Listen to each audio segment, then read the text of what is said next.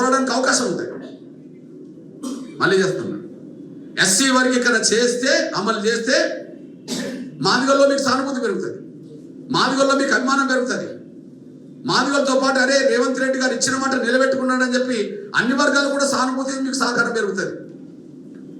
కానీ వర్గీకరణ చేయకపోతే దళితుల్లో 58 కులాలకు మీరు అన్యాయం చేసిన వాళ్ళు అవుతారు. సమాజం మొత్తం అన్ని వర్గాలకు సంబంధించిన వాళ్ళు కూడా వర్గీకరణ కోరుకుంటున్నారు. అరే రేవంత్ రెడ్డి గారు మాదిగలకు న్యాయం చేయలేదు అని చెప్పి మీ మీద కోపం పెరగడానికి దారితీస్తుంది.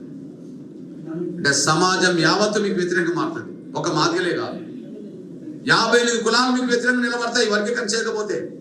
వర్గీకరణ కోరుకునే డిమాండ్ను సమస్త అన్ని వర్గాలు ఆకాంక్షగా మారినాయి, అన్ని వర్గాల ఆకాంక్ష మారినాయి. ఇప్పుడు అన్ని వర్గాల ఆకాంక్ష, కోట్ల మంది ప్రజల ఆకాంక్షకు నువ్వు విలువనివ్వలేదు అనుకో, కోట్ల మంది ప్రజల్లో అరే ఒక న్యాయమైన ఉద్యమానికి అండగా నిలబడతానని చెప్పి, చేస్తానని చెప్పి చేయకుండా మోసం చేసాడు కదా అని చెప్పి అన్ని వర్గాలు దూరం అవుతే అంతిమంగా కాంగ్రెస్ మూల్యం చెల్లించుకుంటుంది, వ్యక్తిగతంగా మీరు కూడా మూల్యం చెల్లించుకుంటారు. ఆ పరిస్థితులు కొని తెచ్చుకోవద్దని నేను విజ్ఞప్తి చేస్తున్నాను. నేను దగ్గర తీసుకుంటే దగ్గర అవుతాం, దూరం నెడితే దూరం పోతాం. వర్గీకరణ చేస్తే మా వాళ్ళు కొంత దగ్గర అవుతారు, వర్గీకరణ చేయకపోతే ఉన్నోళ్ళు కూడా దూరం అవుతారు. ఇది గ్యారంటీ.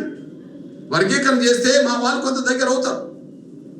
ఇప్పటికే కాంగ్రెస్ నమ్ముకొని ఇప్పటికీ ఓట్లేసిన వాళ్ళు ఎవరైతే ఉన్నారో వాళ్ళకి అదనంగా కొంత యాడ్ అవుతాయి, అరే చేసిండు కదా అని చెప్పి.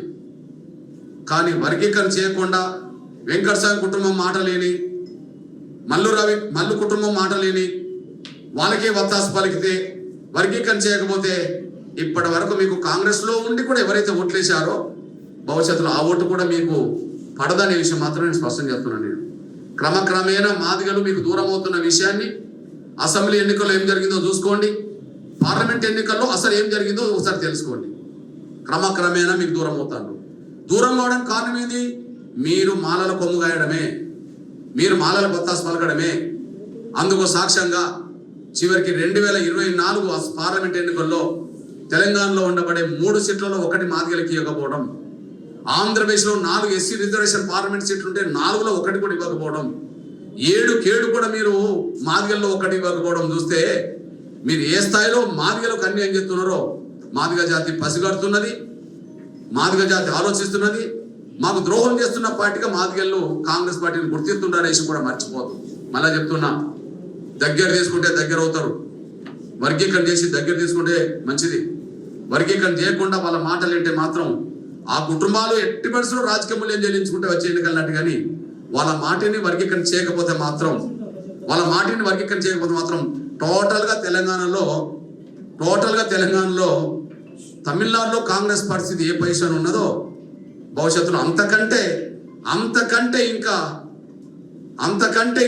లోతైన పరిస్థితిని, అంతకంటే వెనుకబడ్డ పరిస్థితిని తెలంగాణలో కూడా కాంగ్రెస్ భవిష్యత్తులో చూడబోతుంది అనేసి కూడా హెచ్చరిక చేస్తూ మళ్ళీ చెప్తున్నాం, ముఖ్యమంత్రిని బహిరంగ ఆహ్వానిస్తున్నాం.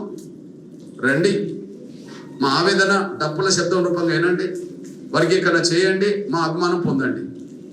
మీరు రాకపోయినా, వర్గీకరణ చేయకపోయినా మాలల కుటుంబాలు ఇక్కడ మూల్యం చెల్లించుకుంటాయి, కాంగ్రెస్ ప్రభుత్వం మీరు కూడా మూల్యం చెల్లించుకుంటారు. ఏది కావాలో మీరు తెలుసుకోండి.